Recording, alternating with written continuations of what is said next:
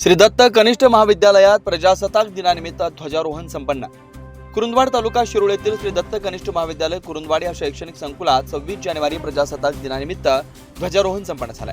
टाकळीवाडी ग्रामपंचायतीचे सदस्य श्री बाजीराव गोरे व माजी मुख्याध्यापक श्री राजू जुगले यांच्या हस्ते ध्वज फडकवण्यात आला।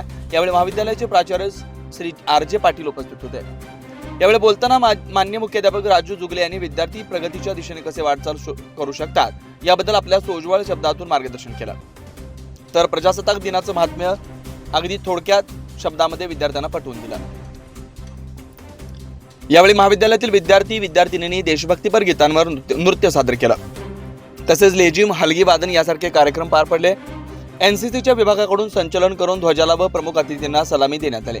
26 जानेवारी प्रजासत्ताक दिनाचं महात्म्य महाविद्यालयाच्या सहाय्यक शिक्षिका एस.व्ही. भटकर यांनी तर सूत्रसंचालन एस.जी. गुजर यांनी केलं। यावेळी महाविद्यालयाचे प्राचार्य श्री आर.जे. पाटील यांच्यासह शिक्षक, शिक्षकेतर कर्मचारी, विद्यार्थी, पालक मोठ्या संख्येने उपस्थित होते।